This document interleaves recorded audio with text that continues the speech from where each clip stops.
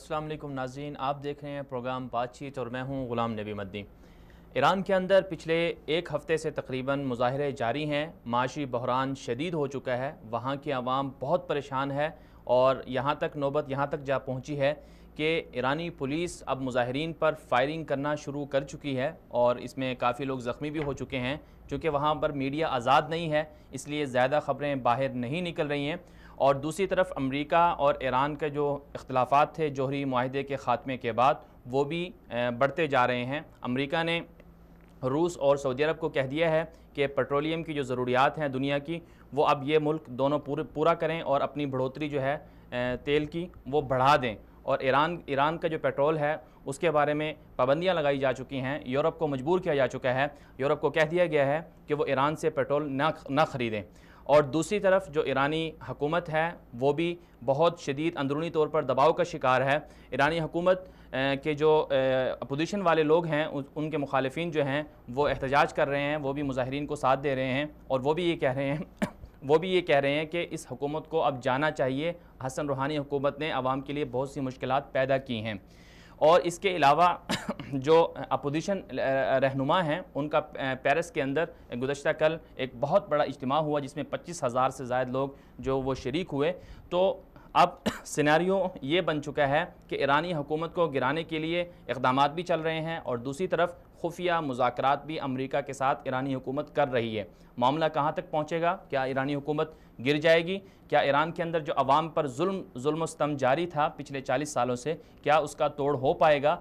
क्या ईरान की जो माशी सूरत हाल है, वहाँ जो गुर्बत है वो ख़त्म हो पाएगी? आज के हम प्रोग्राम में इन्हीं सवालात पर बातचीत करेंगे।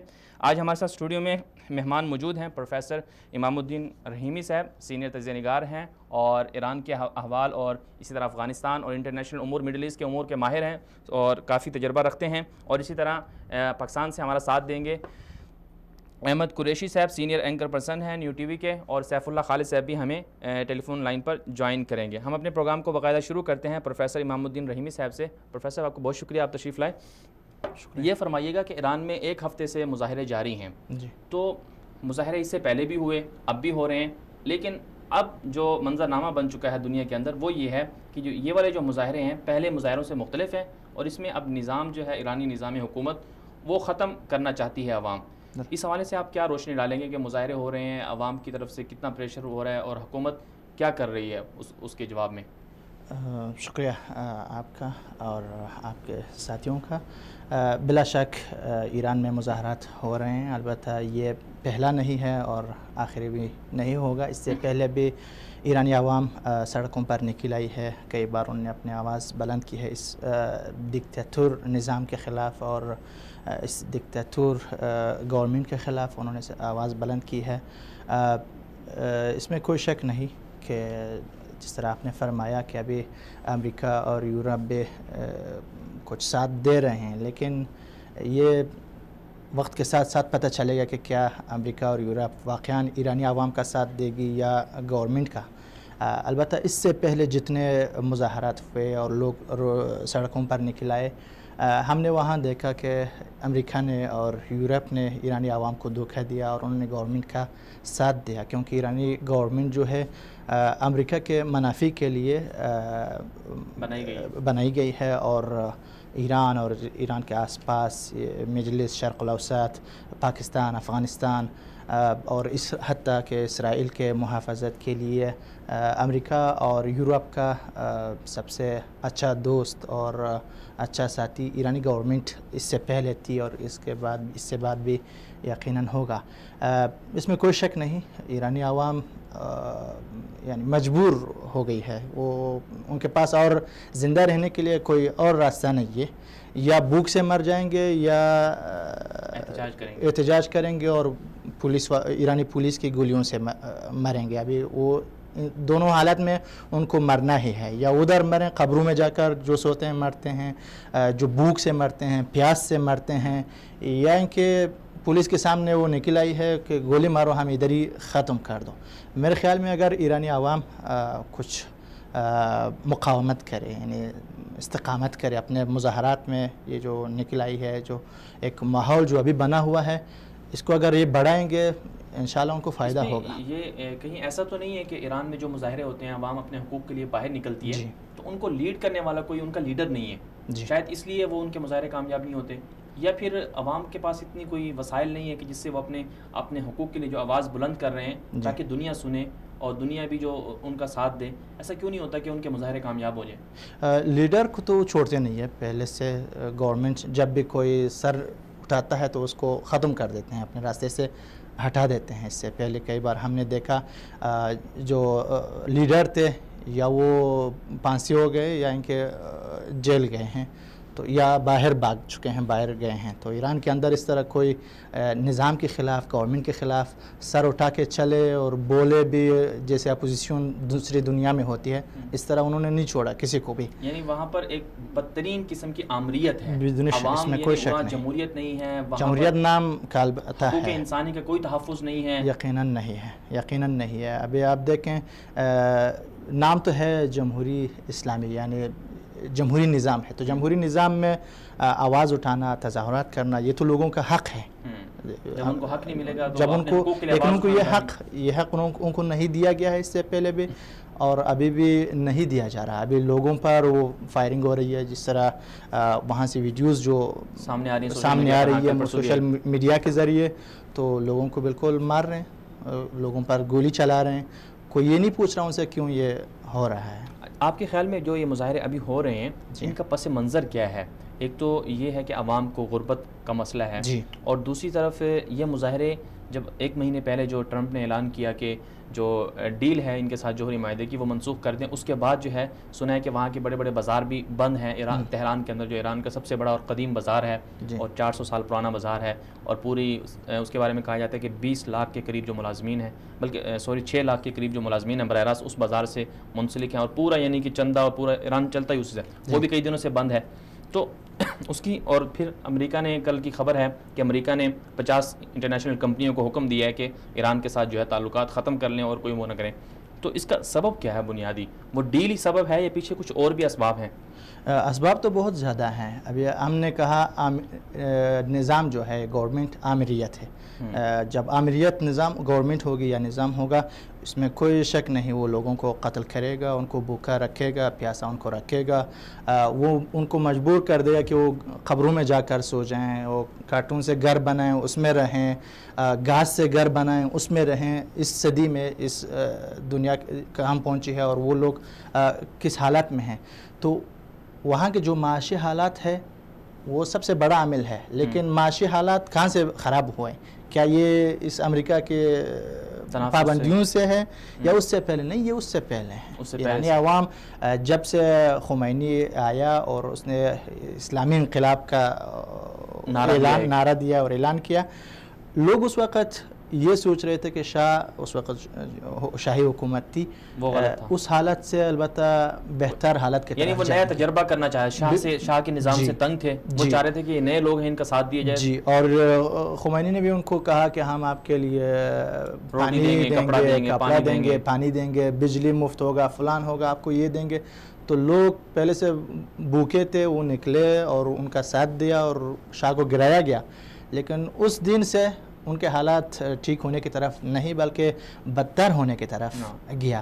ایران ایک غریب ملک نہیں ہے, یعنی اس لحاظ سے وہاں کے جو معدنیات وغیرہ ہیں, پیٹرول بھی ہے, اور جو لوگ ہیں ایرانی عوام وہ کاریگر ہیں, زحمت کش ہیں, خود صنعت کار ہیں, اس کے باوجود وہ کیوں بھوکے ہیں؟ یہ ایرانی پیسہ کہاں جاتا ہے؟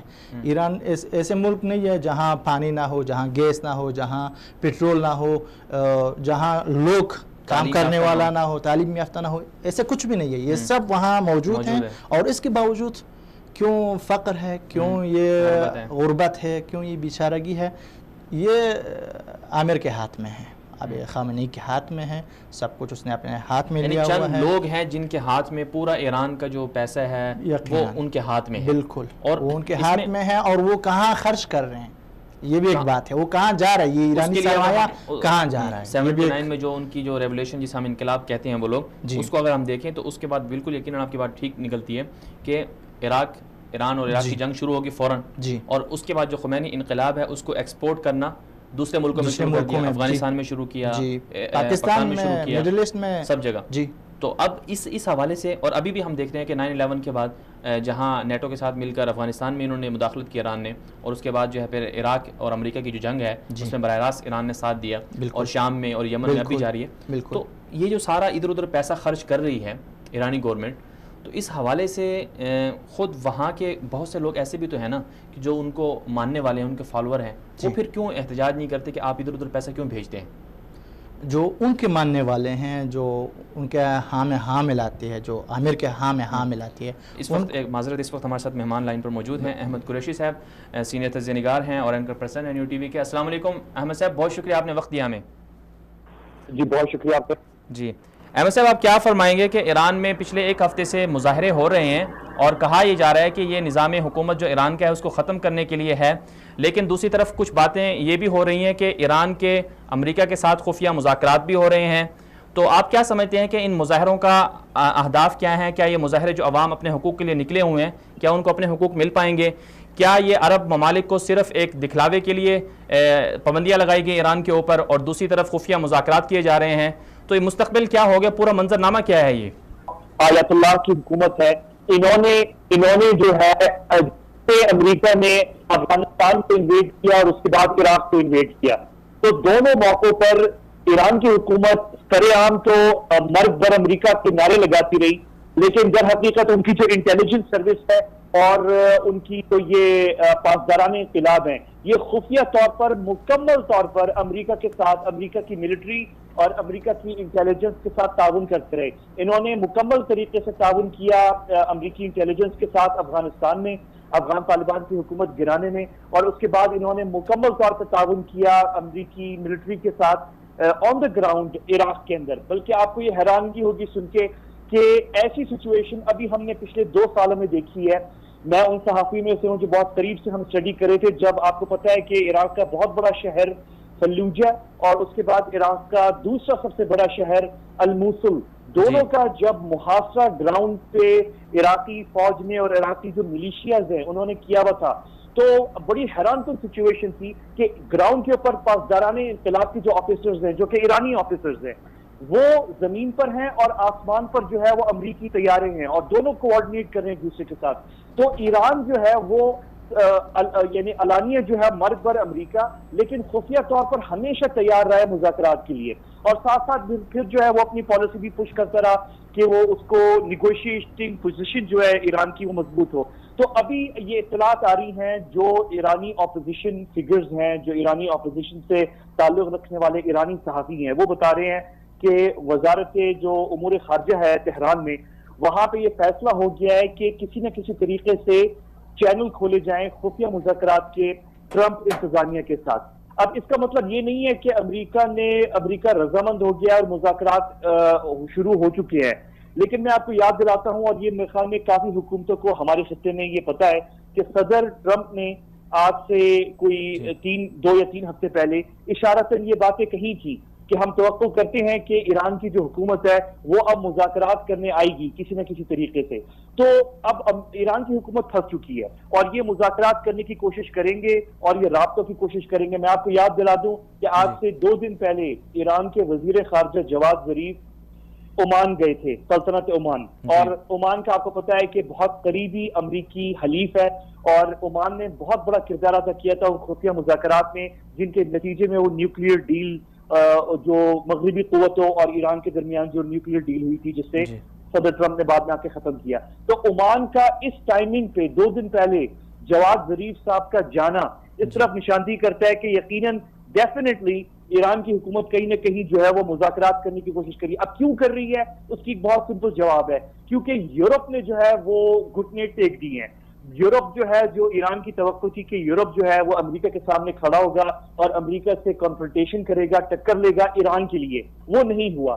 پھر دوسری ایران کو توقع یہ تھی کہ روس اور چین ایران کی خاطر امریکہ سے کنفرنٹیشن کریں گے اور ٹکر کریں گے, وہ بھی نہیں ہوا. اور آپ نے دیکھا کہ کس طریقے سے روس نے بالکل اپنا ہاتھ جو ہے وہ ایران کی جو ملیشیاز ہیں اور ایران کی جو پاسداران انقلاب کے سپاہی ہیں شام میں, ان کو بچانے سے انکار کر دیا اور اسرائیل کو اور امریکہ کو اور برطانیہ کو اور فرانس کو کھلی اجازت دے دی کہ وہ ایران کی جو ملیشیاز ہیں اور فوجی ہیں شام میں ان کو نشانہ بنائے، اور جو کہ نشانہ بن رہے ہیں. اور ابھی بھی اب سے کوئی 1 گھنٹہ پہلے جو ہے اطلاعات ہے کہ شام میں جو ہے ایک اور کوئی ایرانی ملیشیا ہے، اس کا کوئی ویئر ہاؤس یا کیمپ ہے اور وہ اس کو کسی نے نشانہ بنایا ہے. ممکنہ اسرائیلیوں نے کیا ہوگا یا برطانیوں نے کیا ہوگا، کسی نے بہرحال 1 گھنٹہ پہلے نشانہ بنایا ہے. یہ اطلاعات میڈیا میں اس وقت چل رہی ہیں. تو ایران کی حکومت بہت مشکل میں پھنسی ہوئی ہے.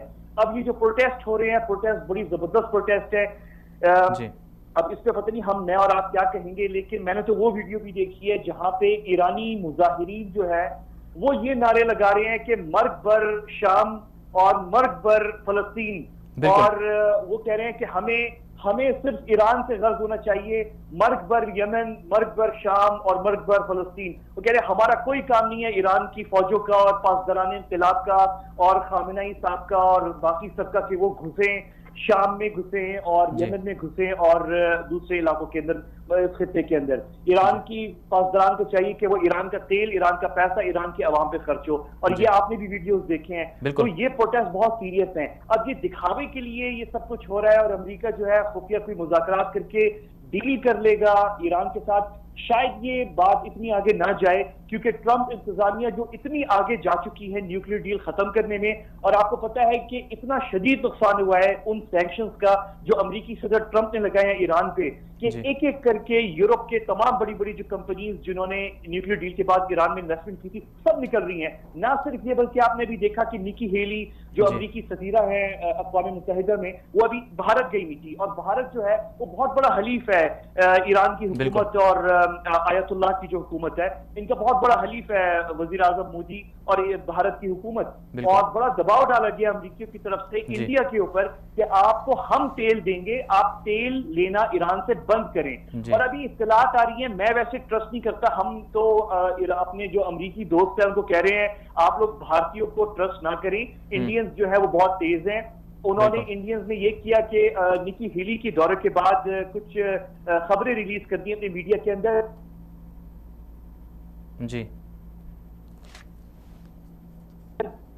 انڈیا نے لیکن کم کر دیا اور یہ اعلان کیا ہے، آفیشیل اناؤنسمنٹ نہیں ہے بلکہ میڈیا میں لیکس کی ہے. تو انڈیا پہ بھروسہ کیا نہیں جا سکتا، لیکن کوشش ہو رہی ہے کہ انڈیا بھی جو ہے ایران سے تیل نہ لے. تو یہ سچویشن بڑی نقصان دہ ہے ایران کی حکومت کے لیے. ایک طرف سے اندرونی طور پہ پروٹیسٹ اور باہر سے جو ہے پھر یہ ڈیسپریشن ہے کہ یورپ بھی ساتھ نہیں کھڑا ہو رہا، روس بھی ساتھ نہیں کھڑا ہو رہا، چین بھی ساتھ نہیں کھڑا ہو رہا. تو اب ان کو ٹرمپ کے سے مذاکرات کرنے پڑیں گے. اور ٹرمپ جو آپ کو پتا ہے، آپ اس کی خامیاں نکال دیں، لیکن ٹرمپ ایک نیگوشیٹر جو ہے وہ بہت ٹف ہے، ٹف نیگوشیٹر ہے. بالکل.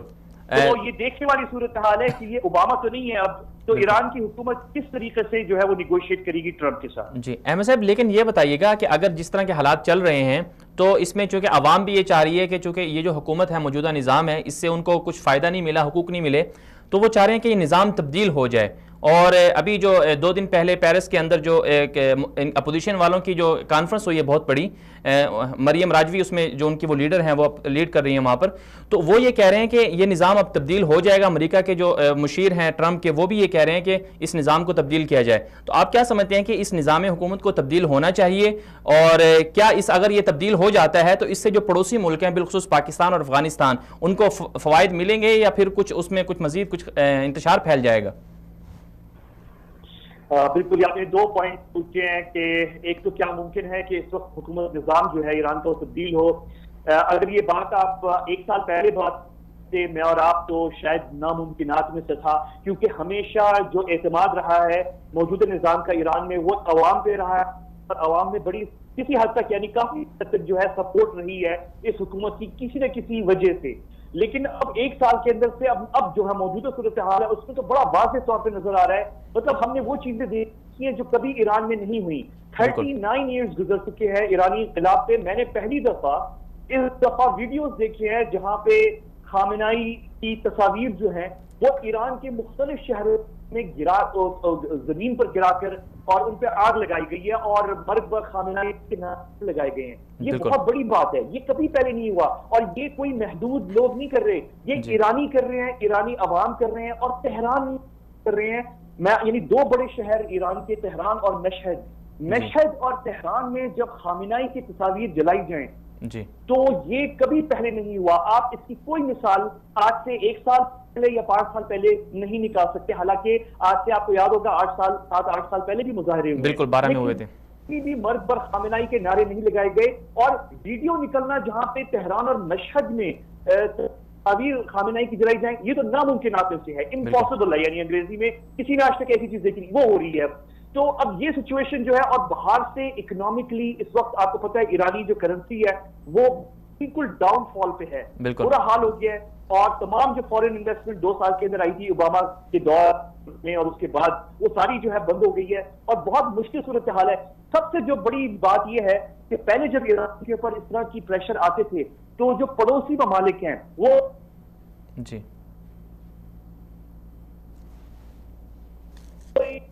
کو، اس میں ترکی بھی تھا، اس میں کسی حد تک آذربائیجان بھی تھا، یہ ممالک کبھی کسی نہ کسی طریقے سے مدد کر لیتے تھے، اور اس میں انڈیا بھی تھا. لیکن اس دفعہ جو ہے آپ دیکھ رہے ہیں کہ انڈیا کے اوپر بھی پریشر آ رہا ہے کہ وہ ختم کرے. اب جو قریبی ممالک ہیں اس میں آپ دیکھیں کہ 2 دن پہلے افغانستان کے کئی آفیشلز نے کھل کے ایکیوز کیا ہے ایران کو کہ ایران جو ہے وہ ملوث ہے افغانستان میں ڈی اسٹیبلائزیشن میں اور دہشت گردی کے اندر.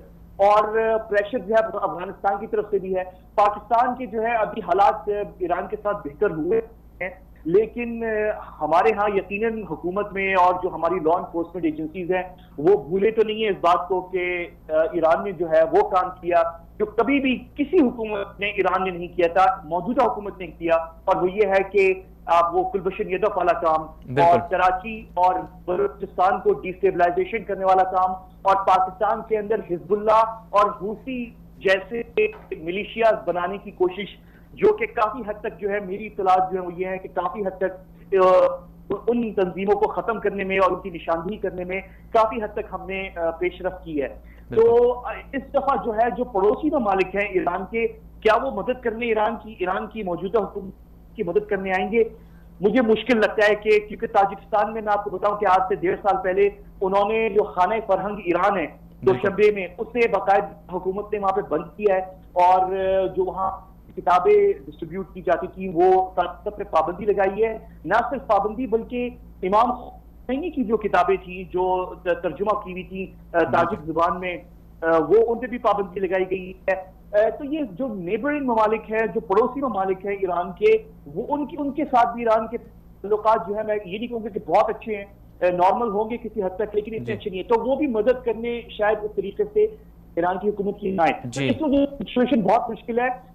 میں اس بات کو دیکھ رہا ہوں کہ اگر یہ سچویشن چلتی گئی، اگر ٹرمپ انتظامیہ نے کوئی ڈیل نہ کر لی ایران کی حکومت کے ساتھ، تو اگر یہ کرنسی کی قیمت گر گئی اور یہ پروٹیسٹ ایران کے اندر چلتے گئے، اور ظاہر ہے جب کرنسی کی قیمت گرے گی، اور اب آپ کو پتا ہے کہ اوپیک اور تیل کی مارکیٹ میں جو سعودی عرب نے اور متحدہ عرب امارات نے روس اور امریکہ کے ساتھ جو ڈیل کی ہے تیل کی مارکیٹ کے حوالے سے اور قیمتوں کے حوالے سے، تو اگر یہ بھی قیمتیں کم ہو گئی تو یہ بڑا مشکل ہو جائے گا ایران کی حکومت کے لیے کہ وہ کنٹینیو کرے، نمبر 1.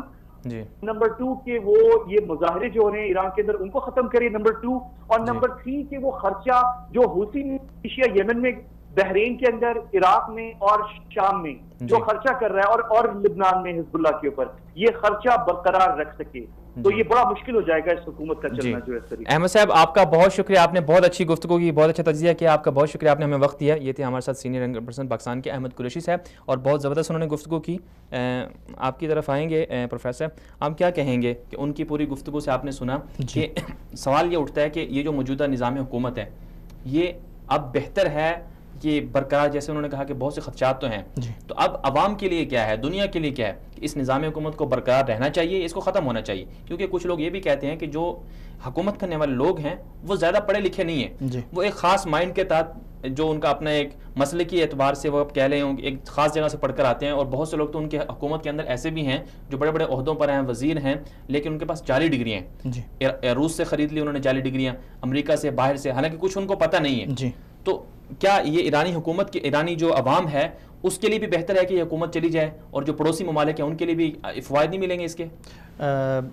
اگر یہ حکومت جائے گی تو اس کا فائدہ سب سے پہلے ایرانی عوام کو اور اس کے بعد ایران کے جو پڑوسی ممالک ہے جیسے پاکستان، افغانستان، عراق، ان کو ملے گا، اور اس کے بعد جہاں مڈل ایسٹ کو ملے گا، جہاں ان کا ہاتھ پہنچا پراکسی وار میں جہاں ملوث ہیں ان کو اس میں کوئی شک نہیں ملے گا. لیکن یہ تھوڑا مشکل لگتا ہے کہ یہ حکومت گر جائے، کیونکہ ہمیں ابھی تک امریکہ اور یورپ پر بھروسہ نہیں ہے. اس سے پہلے بھی انہوں نے کئی بار ہمیں دھوکہ دیا، نعرے تو یہی لگائے، انہوں نے کہا مرگ بر امریکہ، اور انہوں نے کہا ایران ٹیررسٹ ہے، لیکن بیچ میں ہمیں مارا گیا عراق میں، ہمیں مارا گیا سوریہ میں، ہمیں مارا جا رہا ہے یمن میں، ہمیں مارا جا رہا ہے افغانستان میں. تو ابھی ان پر بھروسہ کرنا کافی مشکل ہے. لیکن اس میں کوئی شک نہیں، اگر بالفرض امریکہ، یورپ، باقی دنیا ایرانی عوام کا ساتھ دیتی ہے، اور ایرانی عوام اپنے تظاہرات بڑھاتے ہیں، اپنے مظاہرے بڑھاتے ہیں، اور اس حکومت کو گرانے تک جائیں گے، جس دن یہ حکومت گرے گی اس دن سے افغانستان کے حالات 50% ٹھیک ہو جائے گا، پاکستان کے حالات 50% بہتر ہو جائے گا، عراق کے حالات اسی طرح بہتر ہو جائیں گے، یمن کے حالات بہتر ہو جائے گا، سوریہ کے حالات بہتر ہو جائے گا. یہ سب خوبی اور منافع ان سارے لوگوں کو ملے گا. یعنی اس کا مطلب تو یہ ہوا کہ یہ جو عوام ہے ان ملکوں میں، مڈل ایسٹ میں جو بسنے والی عوام ہے، پڑوسی ملک جو ہیں ایران، افغانستان کے جو پاکستان اور افغانستان ہے یا عراق ہے، تو ان کی عوام کو اب چاہیے ان کو ساتھ دینا چاہیے ایرانی جو مظاہرین ہیں. لیکن یہ بھی مشکل لگتا ہے. کیوں؟ آپ کو بھی پتہ ہے، ہمیں بھی پتہ ہے، جو میڈیا ہے، میڈیا کے جو قوت اور طاقت ہے وہ یہود کے ہاتھوں میں ہے، اور وہ مسلمانوں کے دشمنوں کے ہاتھوں میں ہے، چاہے افغانستان میں ہو، چاہے پاکستان میں ہو، چاہے مڈل ایسٹ میں ہو. صحیح ہے؟ تو یہ میڈیا اس طرح ذہنیت بنایا ہوا ہے لوگوں میں، شاید آپ کے پاکستان میں بھی اسی طرح ہوگا، افغانستان میں بھی. یعنی افغانستان میں اگر آپ جائیں گے 80% یا 70% لوگوں کا خیال یہ ہے کہ واقعاً امریکہ اور ایران میں دشمنی ہے، اور واقعاً ایک دن ایران جائے گا اور بیت المقدس کو، مسجد الاقصیٰ کو فتح کرے گا. تو یہ میڈیا کا کام ہے کہ ہمارے عقلوں کو گھما دیا ہے، ہمیں دھوکہ دیا ہے. جب تک ہم اس دھوکے کو نہیں سمجھیں گے اور پیچھے نہیں آئیں گے، اس وقت تک میرا نہیں خیال کہ افغانی عوام، پاکستانی عوام، عراقی عوام یہ ایرانی مظلوم عوام کا ساتھ دیں. یعنی پھر اس کے لیے ہمیں کام تو کرنا ہے، اور ساتھ میں اس کے ہمیں مایوس نہیں ہونا. ٹھیک ہے، کچھ ہاتھ ان کے پاس ہیں، ان کے لابیوں کے پاس میڈیا ہے، لیکن ہمارے پاس سوشل میڈیا کا پلیٹ فارم ہے. ہمیں چاہیے کہ ہم، چونکہ ایک مسلمان کا کام کیا ہوتا ہے کہ کسی دوسرے مسلمان کو تکلیف ہو رہی ہے تو اس کو محسوس کرے وہ. تو ہم میں سے اب ہر مسلمان کا یہ کام بنتا ہے، ذمہ داری بنتی ہے کہ وہ محسوس کرے کہ ایرانی عوام پر کیا ظلم ہو رہا ہے، اور خود یہ جو چند لوگ ہیں مل کر جو اعلیٰ بنے ہوئے ہیں یورپ کے، امریکہ کے، یہ امت مسلمہ میں کیسے فساد. لیکن ابھی یہ سوشل میڈیا کے ذریعے الحمدللہ کافی بیداری پھیلی ہے، لوگوں کو پتہ چلا ہے. جو لوگ کل ایران کو پتہ نہیں کیا کیا سمجھتے تھے، آج وہ بھی تھوڑا سا اپنے ساتھ سوچ رہے ہیں کہ ہم کتنے دھوکہ کھا چکے ہیں. یہ عوام کی بات جہاں تک آپ نے کی ہے کہ جو مڈل ایسٹ کے عوام ہے، جو ایران کے پڑوسی ممالک کے عوام ہیں، ان کو ایک اور بھی تو طریقے سے سوچنا چاہیے کہ یہی ایران ہے، اس میں چند لوگ ہیں، ہم ان کو ایز اے مسلک ڈسکس نہیں کر رہے، یعنی جو حکومت پہ گورنمنٹ ہے جو ہیں، انہوں نے افغانستان کو وہ آگ میں دھکیلا، اور اسی طرح جو ہے پاکستان کو، سب کو. تو اب ان کو چاہیے، یعنی یہاں کے عوام کو کیا چاہیے کہ یہ پروٹیسٹ کریں، اپنی گورنمنٹ کو مجبور کریں، کہ افغان گورنمنٹ کو مجبور کریں کہ آپ ایران سے تعلقات ختم کریں. اور اسی طرح پاکستان کی گورنمنٹ. بالکل ایسا ہو سکتا ہے، یقیناً یہ ہونا بھی چاہیے، اور ہو رہا ہے الحمدللہ. یہ سوشل میڈیا کے ذریعے کافی کام ہو رہا ہے. ابھی جو جوان طبقہ ہے، نسل جوان افغانستان میں خاص کر، ان کو پتہ چل چکا ہے، اور وہ جان چکے ہیں کہ یہ جو امریکہ کے خلاف نعرے ایران سے اٹھتے تھے، مرگ بر امریکہ، مرگ بر شیطان بزرگ، مرگ بر صہیونیزم، مرگ بر استکبار جہانی، یہ سب جھوٹ تھے. ایران نے سب کو دھوکہ دیا. الحمدللہ ابھی کافی تبدیلی آئی ہے، اور امید ہے کہ یہ اور بھی بہتر ہو جائے. بہتر ہوگا. ناظرین اکرام، یہاں پر ہمارے پروگرام کا سلسلہ جاری رہے گا. یہاں پر ہم ایک مختصر سی بریک لیں گے، بریک کے بعد واپس آئیں گے. آپ ہمارے ساتھ رہیے گا، اور یہ بات بریک کے بعد اس پر بات کریں گے کہ کیا واقعی ایران جو ہے امریکہ سے خفیہ مذاکرات کر رہا ہے، اور کس طرح سے جو ایران کی جو موجودہ حکومت ہے اس کے خلاف جو مظاہرے ہو رہے ہیں، وہاں مظاہرین کو کس طرح ساتھ دیا جا سکتا ہے. اسی حوالے سے بات چیت جاری رہے گی. یہاں مختصر سی بریک لیں گے، ہمارے ساتھ رہیے گا.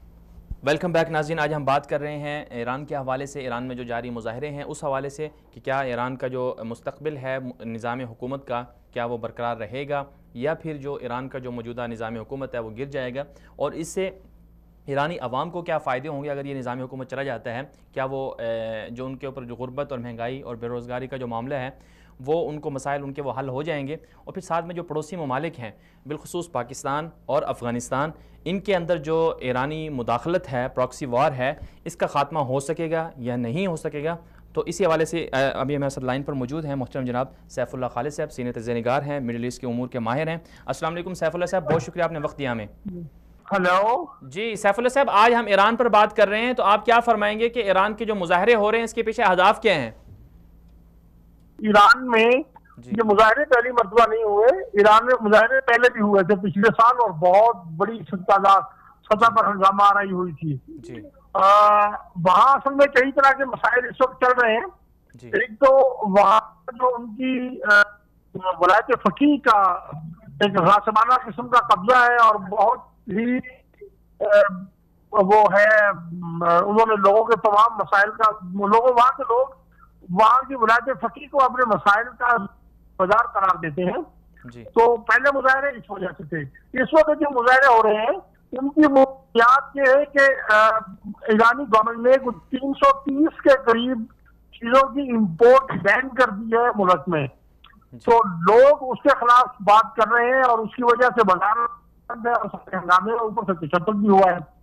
اور ایک سب سے جو دلچسپ بات جو ہوئی ہے ان مظاہروں میں، وہ آپ ٹائمز آف اسرائیل کی ویب سائٹ چیک کریں تو تہران میں جو جلوس نکلے ہیں ان میں اسرائیل زندہ باد کے نعرے لگے ہیں۔ یہ ایرانی عرب ممالک پہ تو الزامات لگاتے رہتے ہیں، لیکن ان کا اپنا معاملہ چیک کرنے والا ہے۔ اور جہاں تک امریکہ کے ساتھ ان معاملات کی بات ہے تو امریکن سفیر رہے ہیں، لبنان میں بھی رہے، پاکستان میں بھی رہے، اور افغانستان میں بھی وہ سفیر رہے ہیں، ریان سی کروکر، وہ ایران کے ساتھ مذاکرات میں انوالو رہے ہیں طویل عرصہ۔ آپ ان کے مضامین دیکھ لیں، وہ پوری طرح سے بیان کرتے ہیں کہ عراق میں کس طرح سے ایران نے امریکہ کا ساتھ دیا، افغانستان میں کس طرح سے امریکہ کا ساتھ دیا ایران نے، پاکستان کے خلاف کس طرح سے ایران نے امریکہ کا ساتھ دیا، اور عرب ممالک میں ایران کس طرح سے امریکی مفادات کو آگے بڑھا رہا ہے۔ ہمیں یہ بات سمجھ نہیں آتی کہ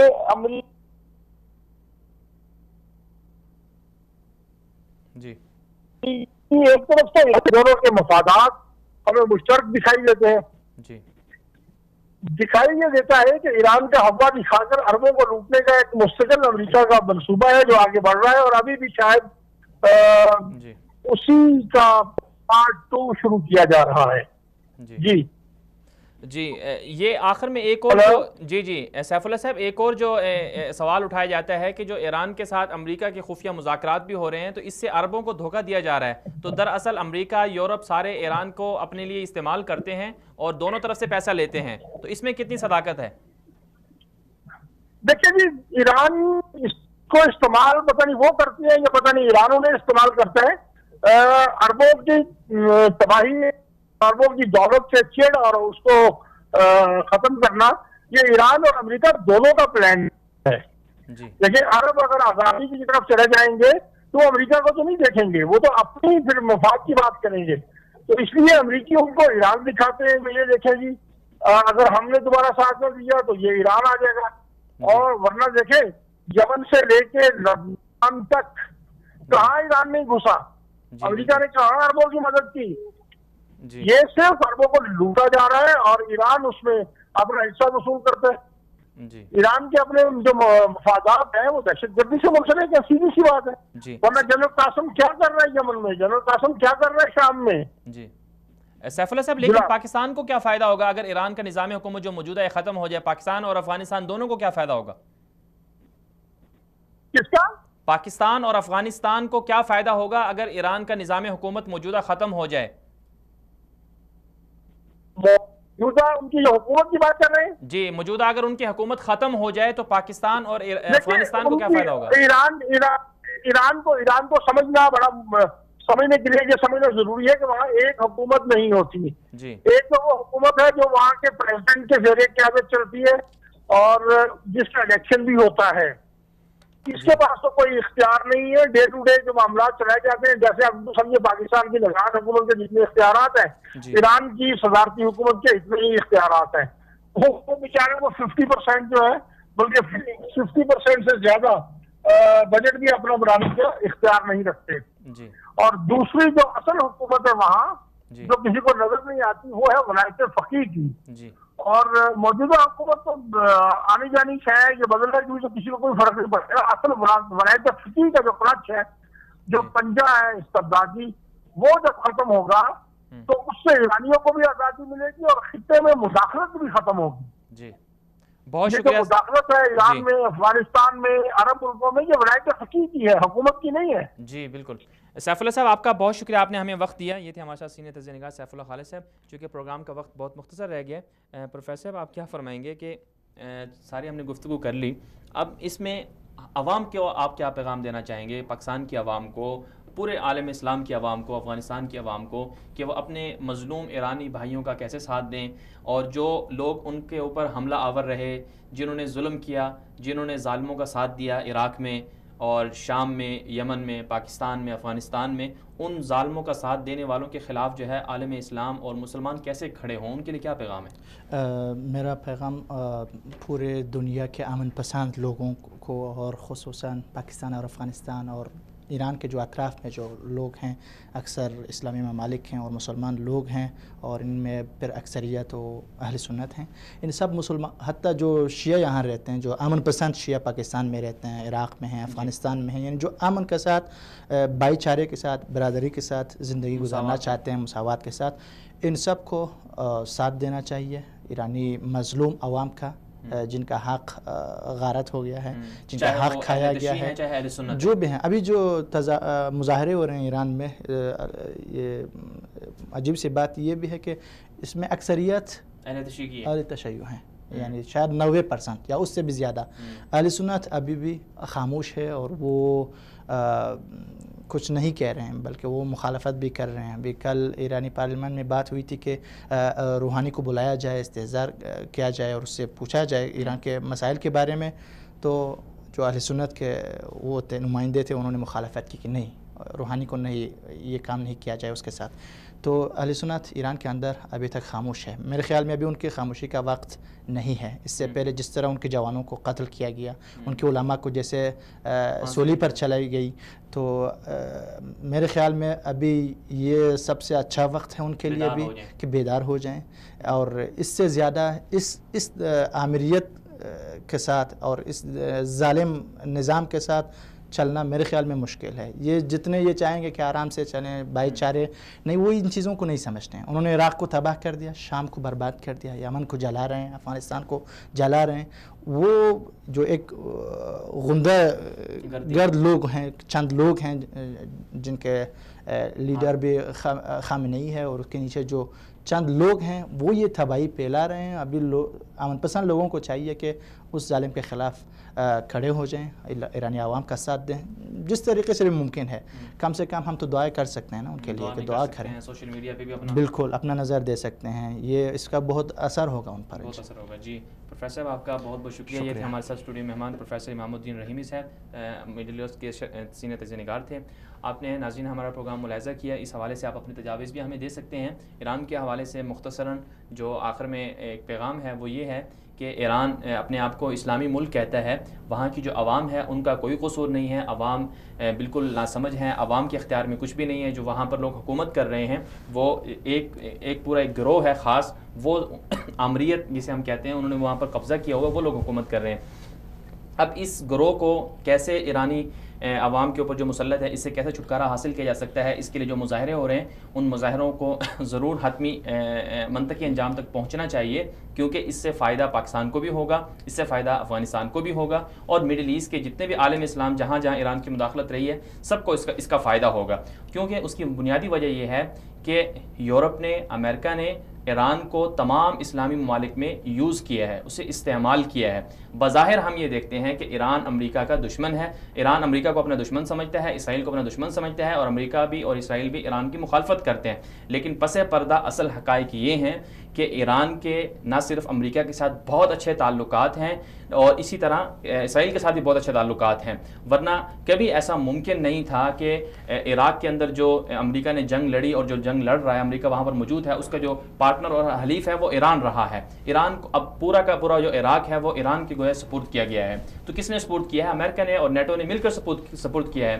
یہی حال افغانستان میں ہوا، یہی حال سوریہ میں ہم دیکھ رہے ہیں کہ کیا ایسا ممکن ہے کہ دنیا کی بڑی بڑی عالمی طاقتیں جن کے پاس بہترین ایجنسیاں ہیں، بہترین اور ان کے پاس ہتھیار ہیں، وہ ایران کے سامنے جو ہے بے بس ہیں شام کے اندر؟ کیا ایسا ممکن ہے؟ بالکل ممکن نہیں ہے۔ تو اس کا واضح مطلب یہ ہے کہ عوام کو سمجھنا چاہیے کہ جو ہمیں دکھایا جا رہا ہے، جو ہمیں بتایا جا رہا ہے، وہ حقیقت نہیں ہے۔ حقیقت یہ ہے کہ یہ سب لوگ مل کر چاہتے یہ ہیں کہ امت مسلمہ کو، عالم اسلام کو، مسلمانوں کو آپس میں انتشار میں مبتلا کیا جائے، آپس میں ان کو توڑا جائے، ان کے ملکوں میں کے اندر، ان کے گھروں کے اندر، ان کی سوسائٹی کے اندر انتشار پھیلایا جائے، ان کو آپس میں ایک دوسرے سے لڑایا جائے۔ بظاہر لوگ ہمیں یہ باور کراتے ہیں کہ یہ مسلکی لڑائی ہے، اہل سنت اہل تشیع کے مخالف ہیں، اس لیے مسلک کے اعتبار سے ایک دوسرے کی مخالفت ہو رہی ہے، حالانکہ ایسا نہیں ہے، بالکل نہیں ہے۔ پاکستان کے اندر اہل تشیع رہتے ہیں، دنیا کے ہر جگہ رہتے ہیں، اور اسلام بھی یہی کہتا ہے کہ جو آپ کے مخالف نظریات والے لوگ ہیں ان کے جو حقوق ہیں ان کی قدر کی جائے، اور ان کو اپنے جو